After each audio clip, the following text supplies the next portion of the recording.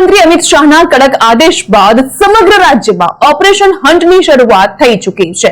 ગુજરાતમાંથી ઘૂસણખોરોનો ખાત્મો કરવા નાયબ મુખ્યમંત્રી હર્ષ સંઘવીના હુંકાર બાદ સમગ્ર રાજ્યમાં સચોટ અને ઝડપી કાર્યવાહી ચાલી રહી છે। નમસ્કાર, હું જાગૃતિ અને આપ જોઈ રહ્યા છો ન્યૂઝ ગુજરાત।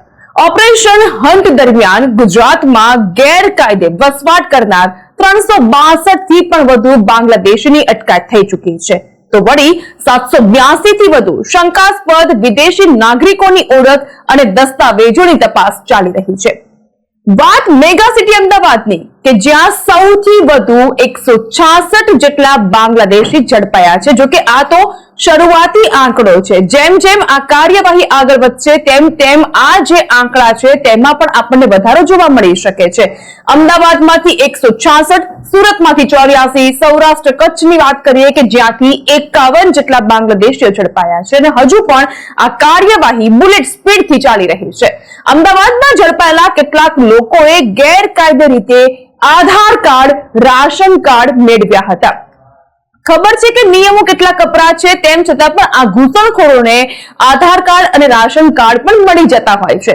અમદાવાદનું ચંડોળા તળાવ કે જે મિની બાંગ્લાદેશ કહેવાતું હતું, જે તે સમયે જાવેદ હીરો બાંગ્લાદેશીઓને કાયદેસર નાગરિક બનાવવા માટે મદદ કરતો હતો, પરંતુ તેનું મૃત્યુ થઈ ચૂક્યું છે અને ત્યારબાદ તેના સાગરીતો એક કામમાં જોતરાયા હતા।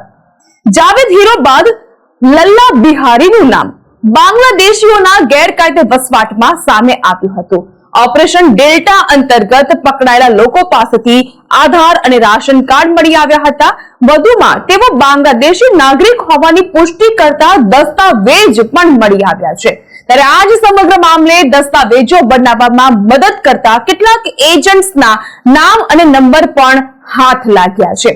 ઘૂસણખોરોને મદદ કરનાર દરેક વ્યક્તિ સામે કાનૂની કાર્યવાહી કરવામાં આવશે। હાલ તો અટકાયતમાં લેવાયેલા તમામની કાયદેસર પૂછપરછ અને દસ્તાવેજોની ચકાસણી થઈ રહી છે। તમામ કાનૂની પ્રક્રિયા પૂર્ણ થયા બાદ દેશ નિકાલ કરવાની કાર્યવાહી શરૂ કરવામાં આવશે।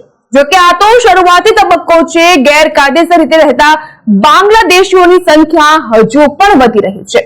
આ સમગ્ર ચિત્ર સામે આવી રહ્યું છે એ ચંડોળા તળાવ પણ કે જે મિની બાંગ્લાદેશ કહેવાતું હતું એ પણ સાક્ષી પૂરે છે। પણ સવાલ એ થઈ રહ્યો છે કે આટલી મોટી સંખ્યામાં બાંગ્લાદેશીઓ ઘૂસણખોરી કરી જાય અને તંત્રને તેની જાણ સુદ્ધા નથી હોતી।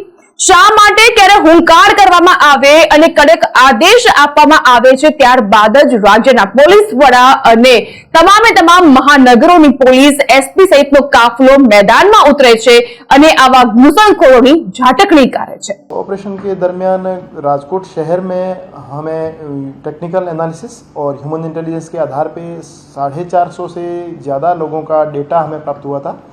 उस डेटा को वेरीफाई करने के लिए और उन सस्पिशियस लोगों को वेरीफाई करने के लिए DCB, economic offence wing, cyber crime police station, special operation group और लोकल पुलिस स्टेशन की 25 से ज़्यादा टीमों को हमने गत मध्यरात्रि से सुबह तक ऑपरेशन के लिए लगाया था और वो तमाम 450 लोगों को हमने वेरीफाई किया। अहमदाबादनी बात करिए तो परम दिवसेनी मीटिंग पछी सीपी साहेबे एक डिटेल मीटिंग अहींया अहमदाबाद सिटी में राखी। एमां तमाम डीसीपी श्री अने एना उपर दर्जाना अधिकारीए एमां भाग लीधो अने एमां 30 थी वधारे टीमों जेमां क्राइम ब्रांचनी टीम, एसओजीनी टीम, साइबरनी टीम, ईओडब्ल्यू अने स्थानिक पुलिस स्टेशनोनी टीम बनाववामां आवी हती। परम दिवसे रात्रे 8 वाग्याथी operation delta hunt Ahmedabad city में शुरू करवामां आव्यो। एक लिस्ट साइबर एक्सिलेंस तरफथी अमे प्राप्त थई हती, जेमां एक लिस्ट मुजब घणा बधा लोगो बांग्लादेश में संपर्क में हता।